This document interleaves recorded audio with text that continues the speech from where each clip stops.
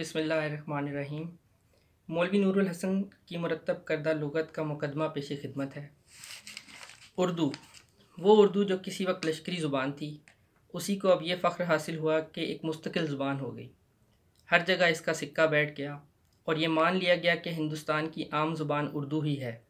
اخبارات میں یہ موجود، کچہریوں اور دفتروں میں یہ رائج، مدارس و مکاتب کے درس و تدریس میں یہ جاری، اس کے قواعد منضبط، اس کی فصاحت و بلاغت کی بحثوں میں رسالے کے رسالے شائع اور اس کے ایک ایک لفظ کی سند مہیا ہے۔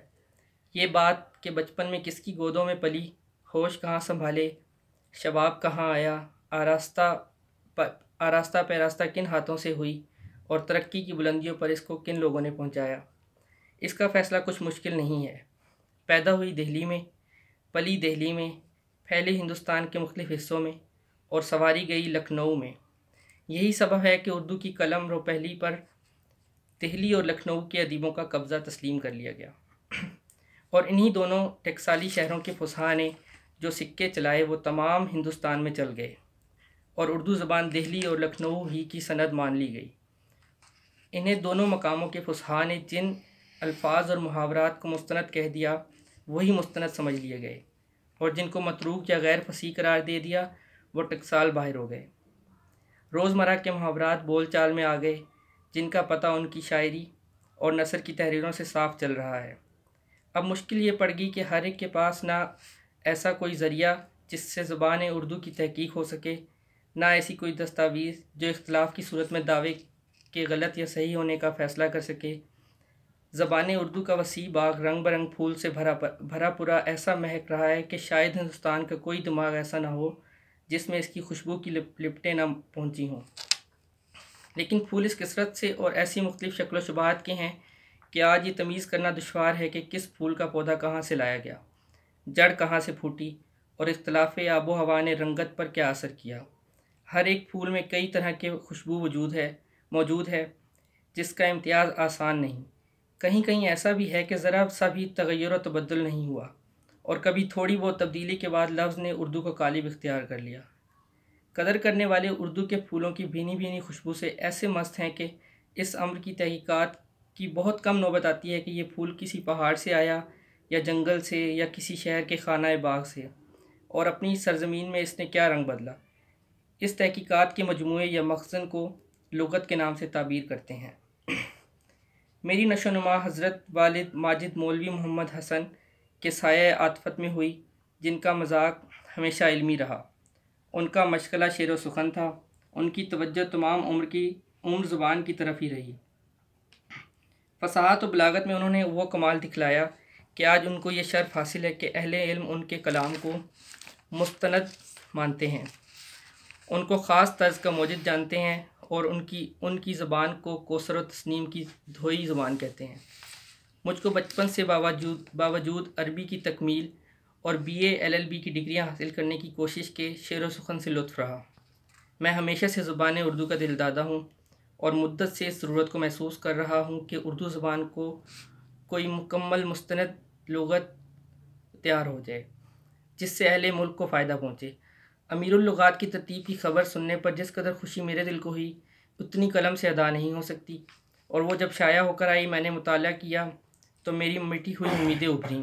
امیر اللغات کے پہلے حصے کو میں نے بہت ہی ذوق و شوق کے ساتھ پڑھا اور اس کی نسبت اپنی مختصر آزاد رائے ریویو کی صورت میں اخبار آزاد کو چھاپنے کے لیے بھیج دیں، جو امیر اللغات کے دوسرے حصے کے ساتھ شائع بھی ہو گئی، جس کے جواب میں امیر مرحوم نے میری ناچیز رائے کی داد دی۔ 18 اگست 1899 کو گرامی نامی بھیجا، جس میں تحریر فرمایا: سراپا رشد و سعادت، مجسم علم و لیاقت، عزیز از جان مولوی نور الحسن کو امیر فقیر کے جی سے بے اختیار نکلتی ہوئی دعائیں۔ آج آزاد آیا، آشوب چشم کے سبب سے میں تو نہ دیکھ سکا، مگر تمہارا ریویو امیر اللغات پر پڑھوا کر سنا۔ اس حیثیت سے کہ تم نے اپنی رائے ظاہر کی تمہارا شکریہ ادا کرتا ہوں، اور اس نظر سے کہ تم نے بہت ہی نازک خیالی کے ساتھ ریویو لکھا، آفرین و مرحبا کہتا ہوں۔ چشم بددور تم نے تو امیر اللغات کے بعض وہ حسن ملک کو دکھا دیے جن کی نسبت میرا خیال یہ تھا کہ جو اس کام میں مصروف ہے صرف انہی کی نگاہ میں ہیں۔ خدا تمہیں بہت بڑی عمر دے، تمہاری علم و لیاقت کا ملک میں ڈنکا بجے اور بڑا صاحب اقبال کرے، آمین۔ اس تحریر نے میری ہمت اور بڑھا دی، میرے دلی جوش میں ترقی ہوئی اور مجھ کو رات دن تحقیقی اردو کی دھن لگی رہی۔ امیر مرحوم کے وصال کے بعد مدتوں انتظار رہا کہ شاید مرحوم کے صاحبزادوں اور شاگردوں میں سے کوئی صاحب اس کام کا بیڑا اٹھائے جس سے مرحوم کی روح کو خوشی اور ملک کے منتظر آنکھوں کو سرور ہو، لیکن باوجود اہل ہونے کے کسی صاحب نے اس کی ہمت نہیں کی۔ 1914 میں میرے بہت سے ذی علم احباب نے طرح طرح سے ہمت بڑھا کر مجبور کیا کہ میں باوجود پیشہ وکالت اور دیگر مشاغل کے اس ذمہ داری کا بار اپنے سر لوں اور اپنے اوقات کا زیادہ حصہ اس نہایت ضروری کام کے لیے وقف کر دوں۔ میں نے عذرات کی لپیٹ نے اپنی حالت کا اظہار بہت کچھ کیا، لیکن کچھ سماعت نہ ہوئی اور مجبور ہو کر تعمیل ارشاد کی کوشش کرنے لگا۔ اپنے کتب خانہ کی موجودہ کتب کے علاوہ اس ضرورت کے لیے متعدد باکارآمد کتابوں کا ذخیرہ جمع کیا اور ایک خاص دفتر اس کا قائم کیا، محرر ملازم رکھے، ان کا صرفہ اپنے ذمہ لیا اور الفاظ و محاورات کو بترتیب حروف تہجی لکھنا شروع کر دیا۔ میں نے لغت کی تکمیل کا ارادہ کر لیا اور اس کے ساتھ ہی جب اس کی اشاعت کی دشواریوں پر نظر جاتی ہے تو ہمت پستی کی جانب جھکنے کا ارادہ کرتی ہے، لیکن نا امیدی کو میں اپنے پاس نہیں آنے دیتا۔ اس کی اشاعت اور سلسلہ وار اشاعت اسی وقت ہو سکتی ہے جب اس کا خاص پریس ہو، دفتر کا کام باضابطہ جاری رہے، نقادان سخن مدد کے لیے تیار ہی نہیں بلکہ مدد دیتے رہیں، ادھر یہ ترتیب پا کر ان کی نظروں سے گزرتا جائے اور ادھر زیور طباع سے آراستہ ہو کر ملک کے ہاتھوں میں پہنچتا جائے۔ میں تنہا ہوں، مگر ہمت میری تنہا نہیں ہے، یہ قدردانوں اور سخن سنجول کے ایک گروہ کو اپنی امید کے آغوش میں لیے ہوئے ہے۔ وہی اس بات کی داد دے سکتے ہیں کہ میں نے کس قدر جاں فشانی کی ہے اور میں کہاں تک اپنی محنت میں کامیاب ہوا ہوں۔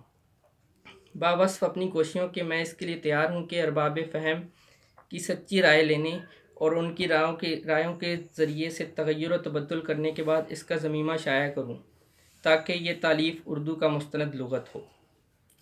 شکریہ۔